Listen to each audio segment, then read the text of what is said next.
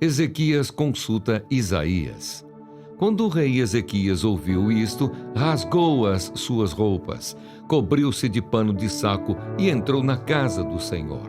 Então ele mandou que Eliaquim, o responsável pelo palácio, Sebna, o escrivão, e os anciãos dos sacerdotes, todos vestidos de pano de saco, fossem falar com o profeta Isaías, filho de Amós.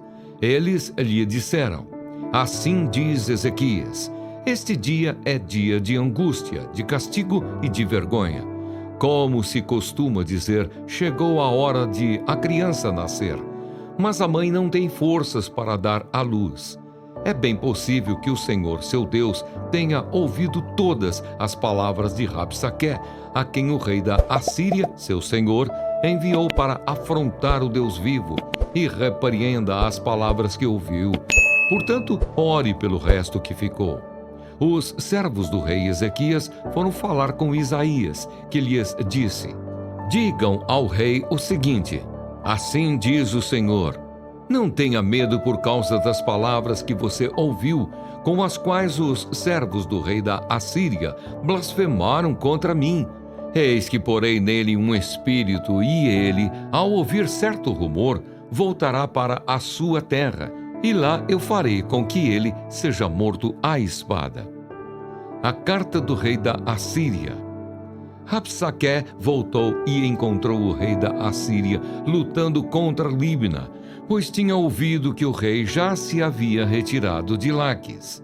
Quando o rei ouviu dizer que Tiraca, rei da Etiópia, havia saído para guerrear contra ele, mandou de novo mensageiros a Ezequias, com esta missão: digam a Ezequias, rei de Judá, não deixe que o seu Deus, em quem você confia, o engane, ao dizer: Jerusalém não será entregue nas mãos do rei da Assíria.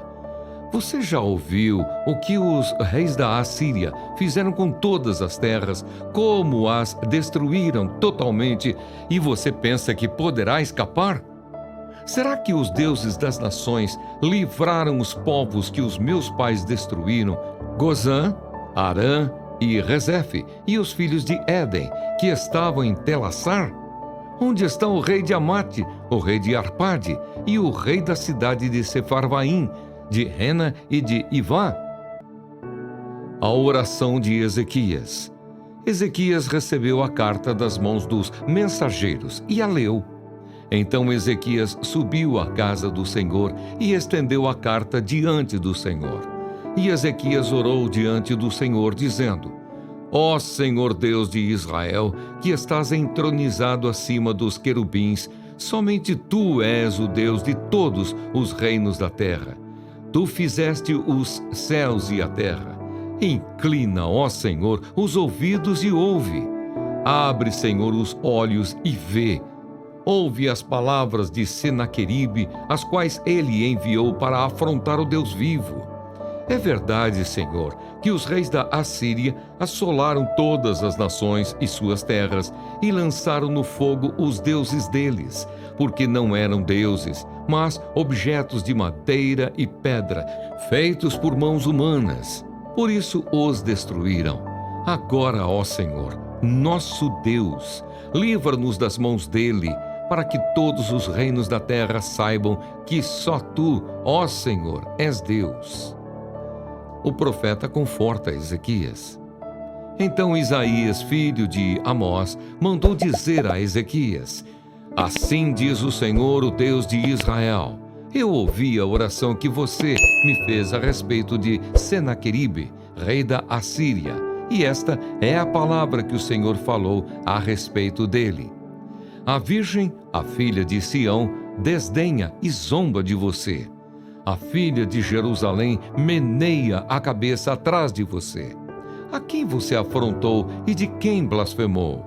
E contra quem você levantou a voz e ergueu os olhos com arrogância? Contra o Santo de Israel.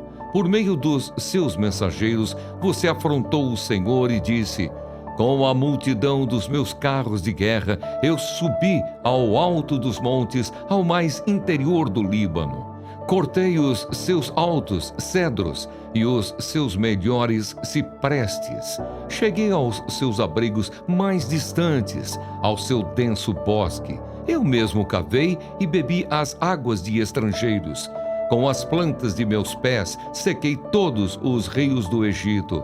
Por acaso você não ouviu que há muito tempo eu, o Senhor, determinei estas coisas e que já desde os dias remotos as tinha planejado? Agora eu as faço acontecer. Eu quis que você reduzisse a montões de ruínas as cidades fortificadas. Por isso, os seus moradores, debilitados, andaram cheios de temor e envergonhados.